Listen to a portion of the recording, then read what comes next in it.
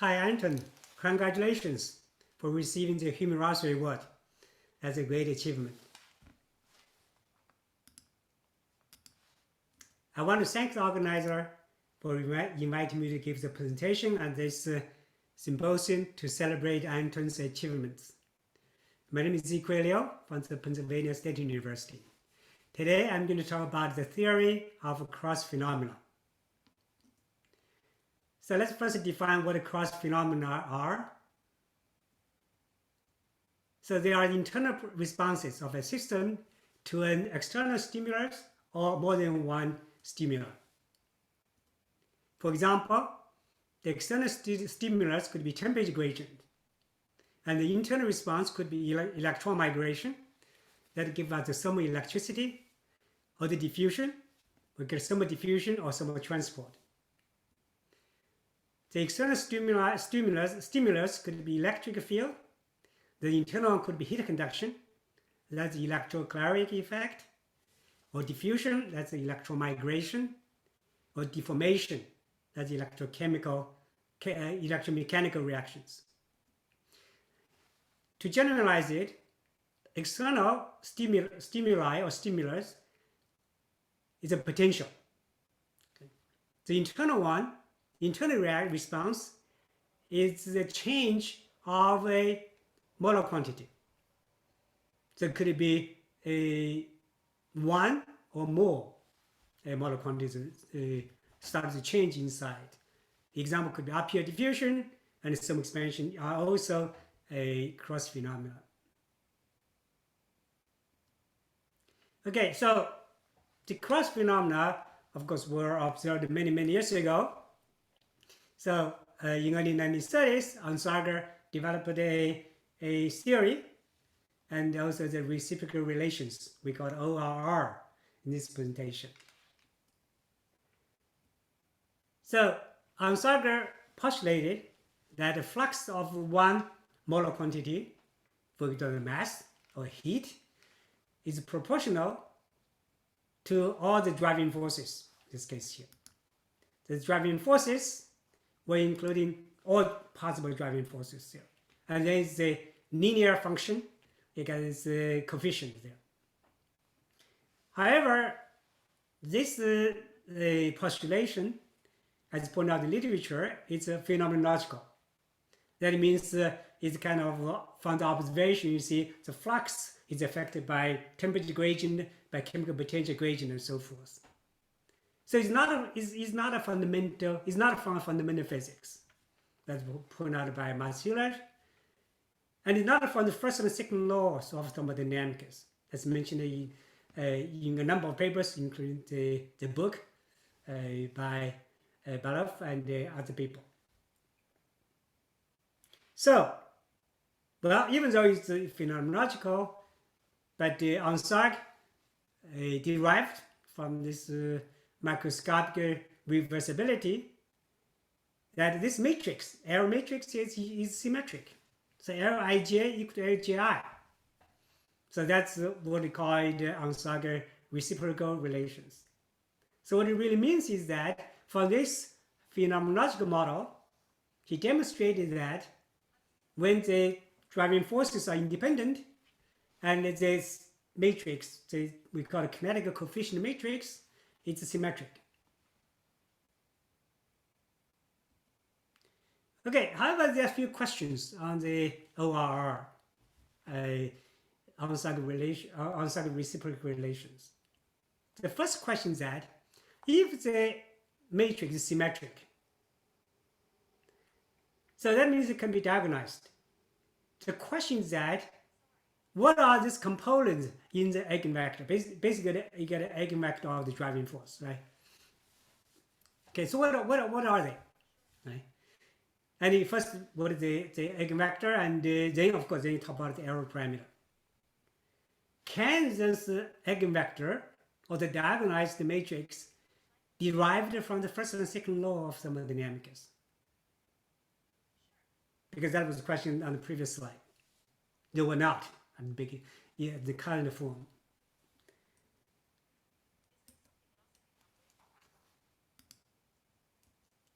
The second question is that if this driving force, the conjugate driving force to the flux of both I here is equal to 0, that means no driving force for that, the driving force that specific motion of the molar quantity is 0, but the flux may not be 0 because that you have other driving forces, right? They're not 0, unless all the off-diagonal terms are 0.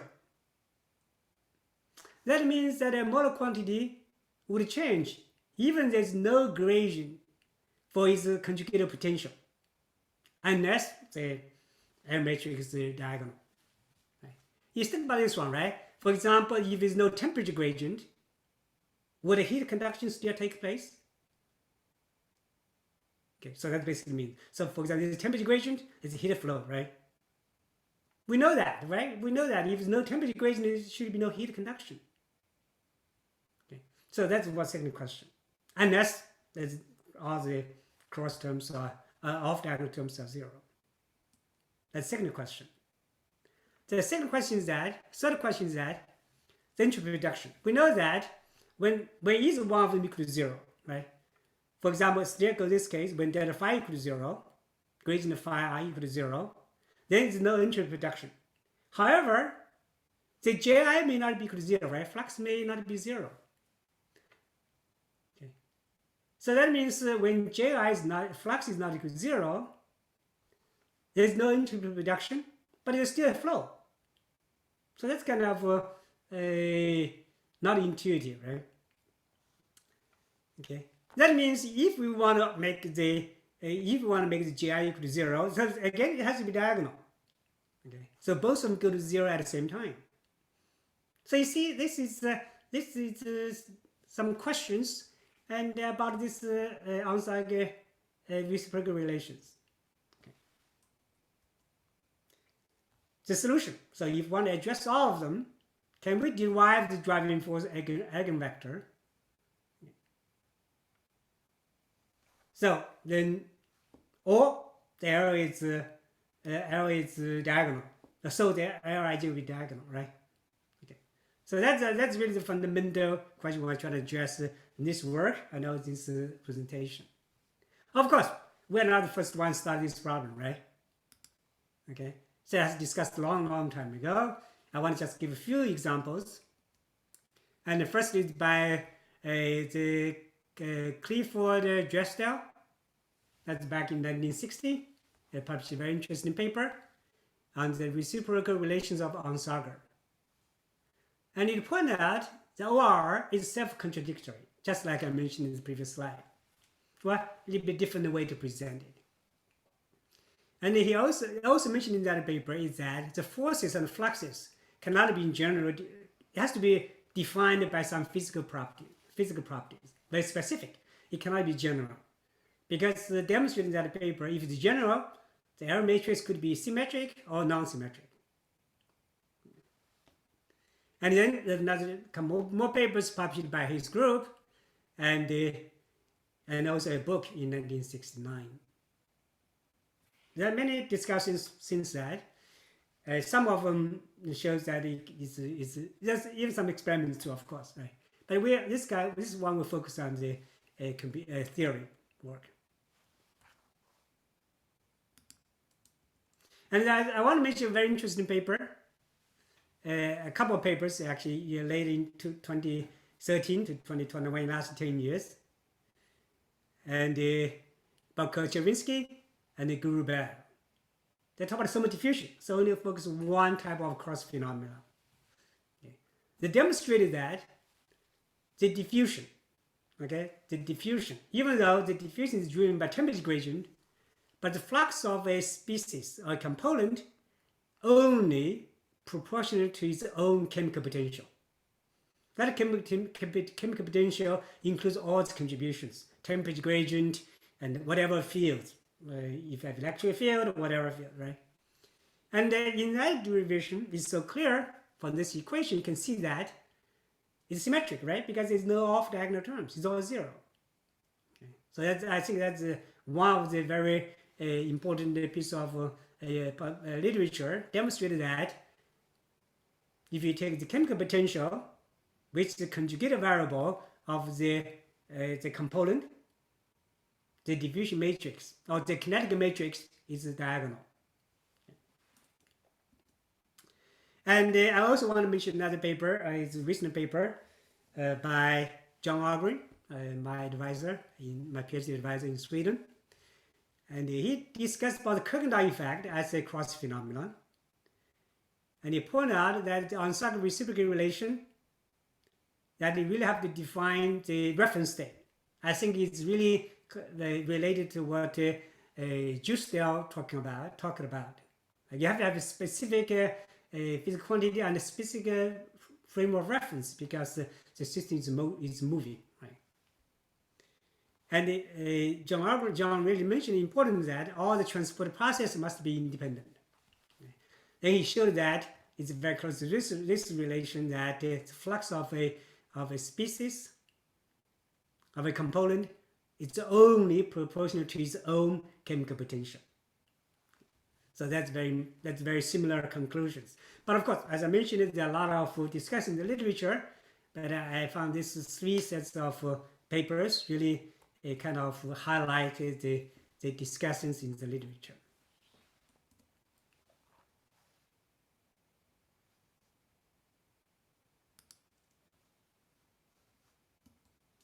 Okay, so now, as I mentioned, we want to derive these equations from the combined law of thermodynamics, because that was mentioned in my second slide or first slide, that it was questioned that the Onsager reciprocal relations were not derived from the combined law of thermodynamics. So let's see if we can do that.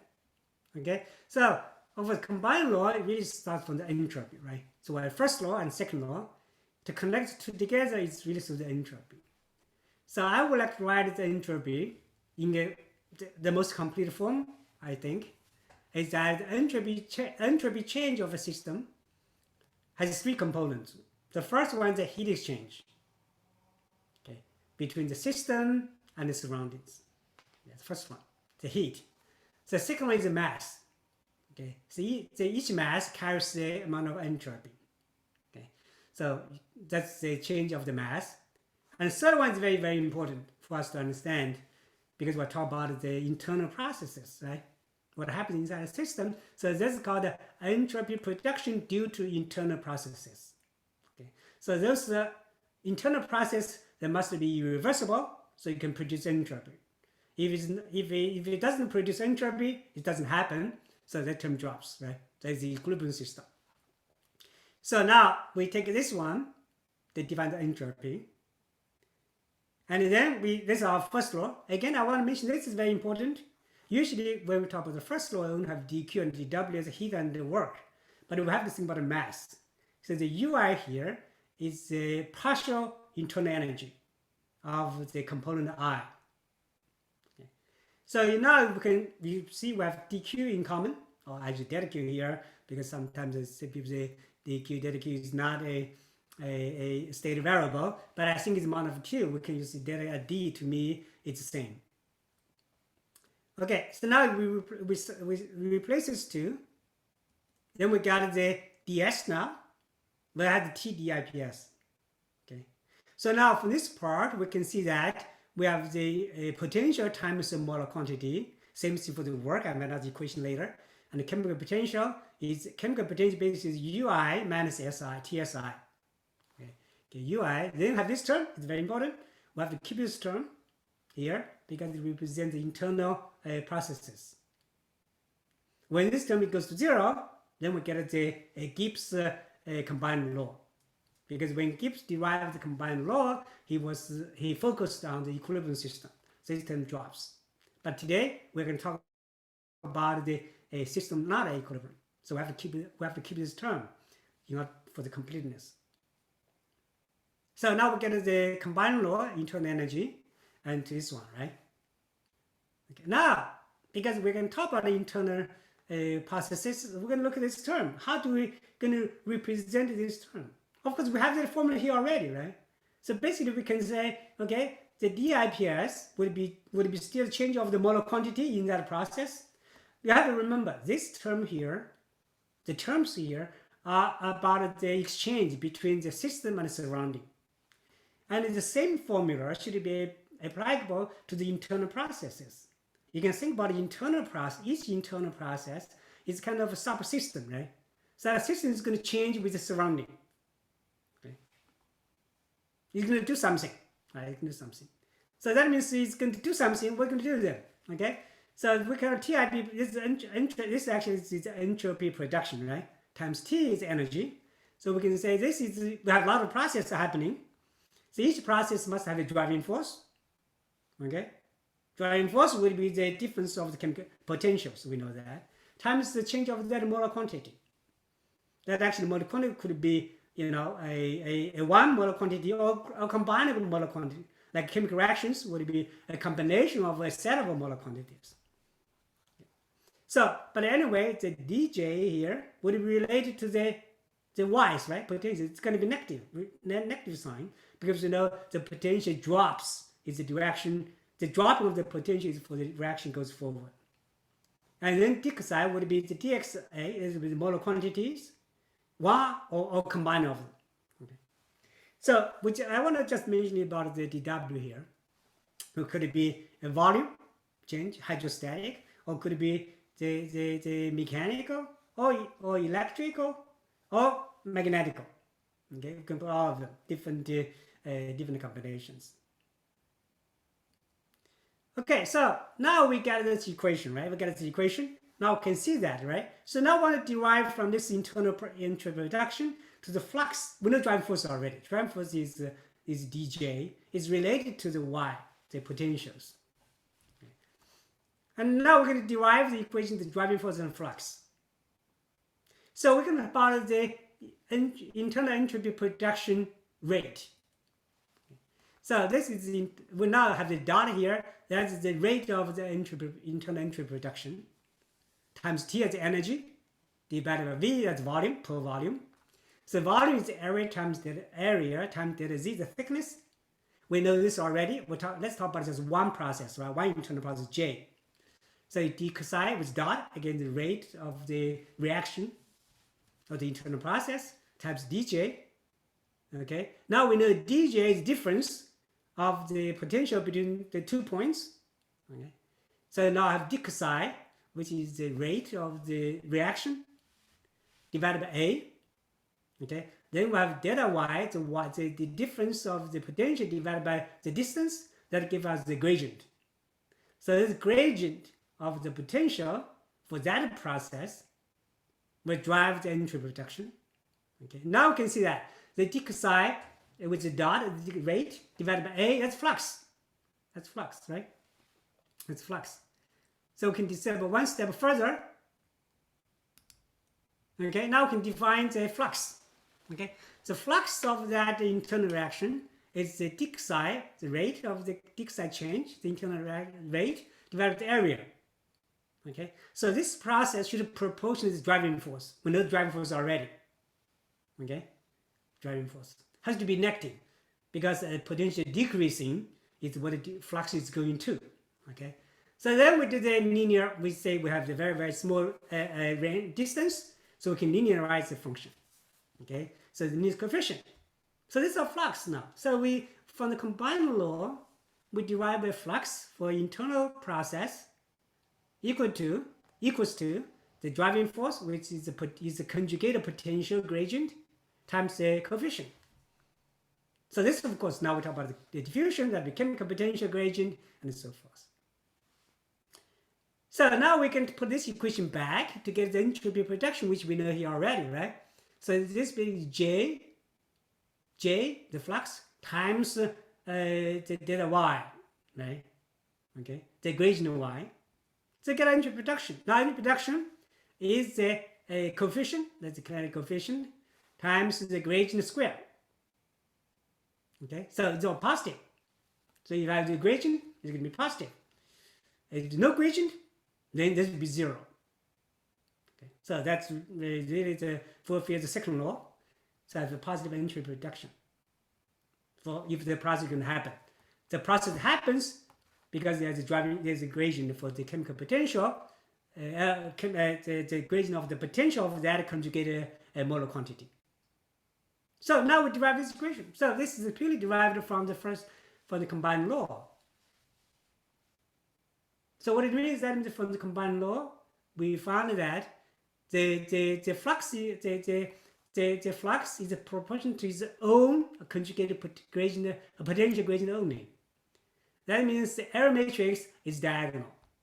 If you make error matrix diagonal, of course, you can say that the Onsager relationship is fulfilled. It's diagonal, right? So that means from the combined law, we derive the eigenvector of driving forces, which is defined by the combined law in the equation we have here. Okay, so basically this is from the combined law we already define the driving force for the change of the XA, the molar quantity. If you have a few molar quantities change at the same time, several molar quantities at the same time, like chemical reaction, then the driving force will be the same combination you have for the molar quantity. Okay, so that's what we call a theory of cross phenomena. We call it TCP just for the sake of simplicity of the presentation. If you have a better name for this approach, let us know. Okay, so we have this paper. We have a paper published on the archive. Now it's on review for a journal. If you can download it from the archive, and please download and really give me your comments. I will highly appreciate it. So start with flux. The flux of a molar quantity is proportional to, in the negative sign, of to its conjugate potential gradient with the coefficient, the kinetic coefficient. Okay. Now, so where does cross phenomena come in then? Now we have to remember that in this system there are a set of independent variables, right? Okay, so that means that this gradient depends on all those independent variables. Okay, so what it means is that this gradient depends on its own conjugate molar quantity and other potentials and other molar quantity. This one, of course, if it's a potential here, it should not be here, right? So because you could control the molar quantity too. And then other independent processes. So it's a very complex equation. Of course, then we expand it, right? We expand this one. Okay, now you see we can expand this gradient of this chemical potential would be the gradient of this one, right? And you could have, so the first one, this is the conjugate variable derivative. This is always positive for a stable system. Okay, so you have the gradient of this conjugate molar quantity, and then you could have whatever potentials you fix or control from the other side, and then you get a derivative. Now you see this is the potential derivative between two potentials. Then you get this gradient of that potential, and then if the molar quantity is the molar quantity, not including the epsilon k or epsilon j, the other ones, okay, then you get a gradient of that molar quantity, and then you have other quantities like internal reactions, which is with this psi is not this one, that one. Okay. So the rest of these ones, because you only have a limited number of independent variables in the system. So this is cross phenomena. So these are the cross phenomena. The cross phenomena between the transport of the psi as function of other potentials, other molar quantities, other internal reactions, in addition to its own molar quantity. Okay, so now we're going to define the theory of cross phenomena. It states that the flow of a molar quantity is solely dictated by its conjugate potential gradient. And the cross phenomena originate from the dependence of this potential on other potentials, other non-conjugated molar quantities. So that's basically the theory of the cross phenomena. So now you see that there's only one kinetic coefficient, which is this one. The cross phenomena, the coefficients, are completely are derived from the derivative of that potential to other independent variables, whether it's its own conjugated molar quantity, other potentials, other molar quantity, other internal processes. So this is our theory of cross phenomena, TCP. Okay, now we can think about, now you have two of them, right? Let's go back to the previous, there were two of them, this one and that one, right? So let's do this one first, because this one, that's what we see very often in the literature. Okay, so I made a table here. So these are the potentials, and these are the molar quantities. Okay, so from the Maxwell relation, we know this matrix is symmetric. Okay. So the potential to a molar quantity derivative, that's not the and equal to another potential to another molar quantity. Okay, so in the diagonal terms here, that means they're conjugated variables. So these are all positive in a stable system. As we know, heat capacity and so forth, right? So that's the first term we have in our previous equation. Okay. Now the cross phenomenon are the off-diagonal terms. So some expansion is a cross phenomenon. So that's a volume flow due to the temperature gradient, due to temperature, okay, or temperature gradient, and so forth. So we call it physical properties. We say these are physical properties, but they are all a cross phenomenon. But there's one set of very interesting one, which has not been mentioned very much, is the last row here. Okay, so it's the mass change as a function of temperature. Not mass, the number of moles of one component. This basically means that if that component is promoted, is formed more by temperature. That's typical for chemical reaction. So I got some set of new names called thermal reactivity, stress reactivity, electroreactivity, magnetic reactivity. And this one turns out you can call it the chemical reactivity. It is chemical reactivity because it's how one component is promoted by another chemical potential. That's basically, actually we talk about chemical reaction, which direction it goes. But it's also a thermodynamic factor. So we can call this one chemical reactivity or as a thermodynamic factor. Another very important thing is that the diagonal terms, as I mentioned, is always positive. That's required for stability. However, there's no requirement for the off-diagonal terms. That means they could be negative, positive. So that's why in some other paper we had, some expansion could be positive and negative. Okay, because they're not required by any law to be positive or negative. So that's then the nature chooses to be positive or negative. Okay. So we have papers on that to predict them from the thermodynamics we have. So this one we know we use it all the time, except the last row. And this one, I don't have a name for this here. I don't know what name to use. Maybe we should use the same names because they're the same quantity, but they have really different meanings, right? From the physical point of view, like we have different names here. Okay, different names in our community. Maybe we should have different names here too. Well, if you have names, feel free to suggest. Now, the potential derivative becomes more interesting. Okay, so this is the. I still remember when I was a student, professors said there's no use of these quantities. Or even the previous one is very few used to, but this one is very rarely discussed. So that is the cross phenomenon part of the term. For example, we talk about the stress to temperature, right? Okay, that means stress affected by temperature. That's electro. That is the thermal expansion, right? Some expansion, but some expansion, that's right. And then we have the temperature to electron, right? Electric field. So that's the thermoelectric. Okay?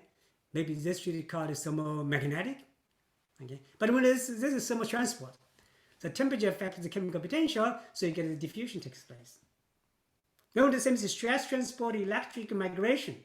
Okay, so this is electron migration we're talking about. This is magnetic migration too. Okay, and again this is symmetric. So the derivative between potentials is equal to the derivative, inverse derivative of the molar quantities. So this one we know they're all partial quantities. Partial entropy, partial strain, partial electric displacement, partial magnetic induction. And this one is again is very interesting. It's called cross diffusion. Okay, this is we talk about the diffusion effect, right? So that one, for example, the one element is going to affect the chemical potential. Another element, that's what up here diffusion is this one. Kirkendall effect is this one. Okay.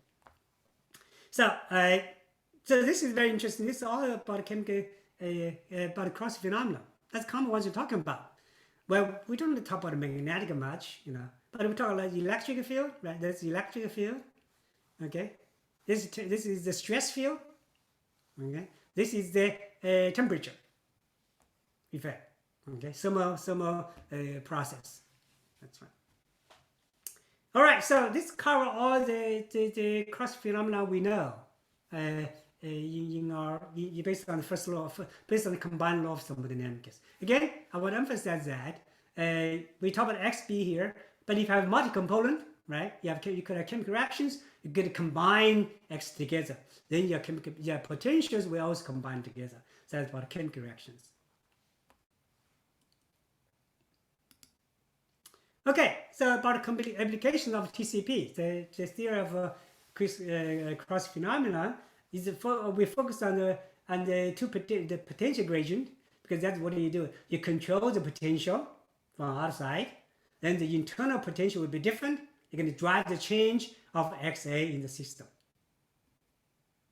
Okay, so it's really interesting idea is that the delta YB, that's the gradient YB, it's gradient potential, drives the flux of molar quantity of another molar quantity, non-conjugated, through the gradient, through the effects on the gradient of the conjugated potential of this moving species of the molar quantity. So thermoelectricity is the transport of electron or holes, depending on p-type and n-type. So in this case, the change of the molar quantity is the electrons or holes, and the driving force is the temperature gradient. Okay.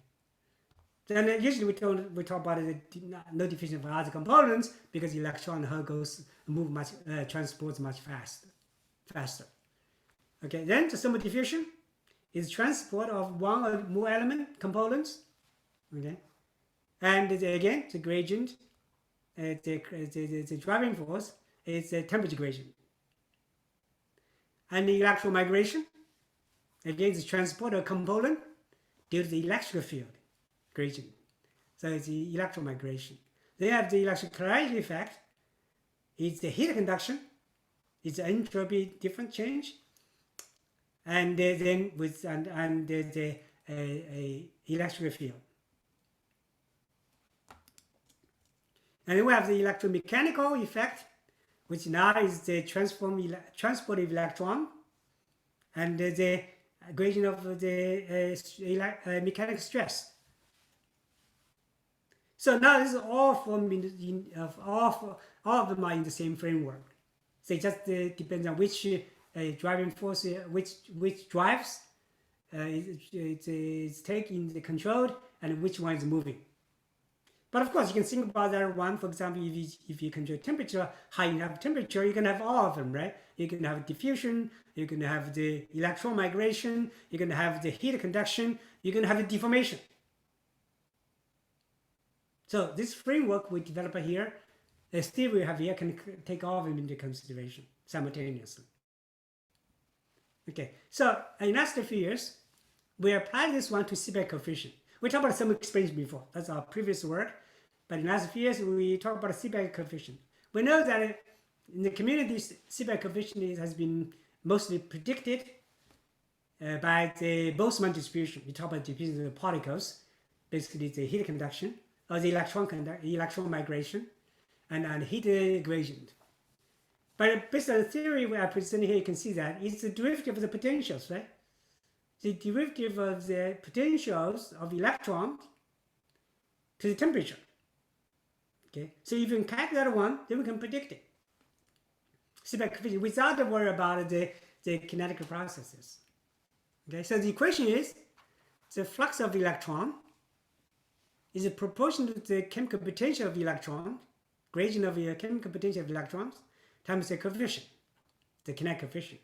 Okay, and then the chemical potential of the electron depends on two factors in this experiment. First is the gradient of electrons. That is the conjugate molar quantity, and also temperature gradient. So now we know this one. This is the thermodynamic factor. So we call it phi E. And then this one is the minus sign of the partial entropy of electron. So it makes entropy to the electron, mole electron derivative with minus sign. So we got a simple equation now. So the process is driven by the mobility of electron and controlled by the gradient of the electron and the temperature gradient. For a steady state without current, that means there's no flux of electron equal to 0. So you don't have a flux of heat. But that's not our interest here. Our interest is to consider the migrating electron. So there's no electron, no current equal to 0.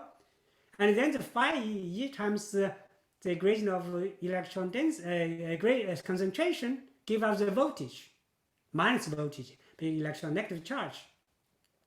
So equal to 0. Then we get Seebeck coefficient. What is Seebeck coefficient? It's the potential gradient divided by delta T. So we can solve this equation using the minus SE. So the entropy, the partial entropy of electron, any partial entropy is always positive, right? So that means for the n-type with the electron conduction, and the Seebeck coefficient is negative. It's minus SE because it's positive. So that means if we can get this relation, we can predict it. So that's what we did. I'm going to show you next slide. And at the same time, we can get a Peltier coefficient and the Thomson relation automatically. So the Peltier coefficient is the JQ, the heat flux, divided by minus JE. Okay, we need minus because E goes the current goes the direction of the opposite direction of the electron. And this equation can be derived directly because when the electron migrates, it carries the heat. So at the same time, it gives the heat conduction. The ratio is equal to the minus TSE. Okay, then the SE equal to minus STE, the Seebeck coefficient. So you get TST, the temperature times the Seebeck coefficient of electron. Okay, so that's Thomson relation. So this is automatically derived out from this one. And then we can apply to the p-type, which is the conduction of holes, right? But this time you see this delta V here is positive, it's negative, right? Because the hole is positive. So this time you got we have the Seebeck coefficient of p-type is positive. Okay, so negative and positive. So again, it's completely predicted by the model. So we applied this model to a couple years ago. That's the first one we did. So this is a net ternite. You can both do negative, that's n-type. You can do positive dope, it's p-type. So it's the lines are from our prediction without a fitting parameter again, with all the free energy of electron predicted from DFT calculations. And then get positive negative. It's a very nice agreement with the experiments. And this is the tin selenide. You see, it's a very nice agreement. I want to mention that we have a nice here from the Boltzmann-Trap method, and you can see that our agreement is much better than the Boltzmann-Trap, because in the Boltzmann-Trap, in Boltzmann's transport theory, there's one parameter is relaxation time. and also the velocity one. So it's uncertainty there. But in our case, there's no uncertainty. It's just how accurate our prediction of the free energy of electrons. And then we also applied it to the N-type neutron turbine, but actually we did for different defects concentration. Okay. Again, you can see that the prediction we remarkably agree with experiments without any fitting parameter. Okay, to summarize, based on the combined law of thermodynamics with entropy reduction due to irreversible internal process included, we derived the flux of a major quantity is solely driven by its the gradient of its conjugate potential. And we derived the theory of a cross phenomena called TCP. It stipulates that the cross phenomena originate from the dependence of the potential gradient on other potentials and non-conjugate molar quantities. And the cross phenomena coefficients are represented by the derivatives between potentials and the potential molar quantities. I want to add that because we have one here too. And we discussed the various cross phenomena in terms of the TCP. I showed examples of Seebeck coefficient, Ampere coefficient, and Thomson relation in this presentation paper. I want to thank you for your attention. Again, congratulations to Anton for receiving the Hume-Rothery Awards. Thank you very much for your attention. Please send your comments and questions. Thank you.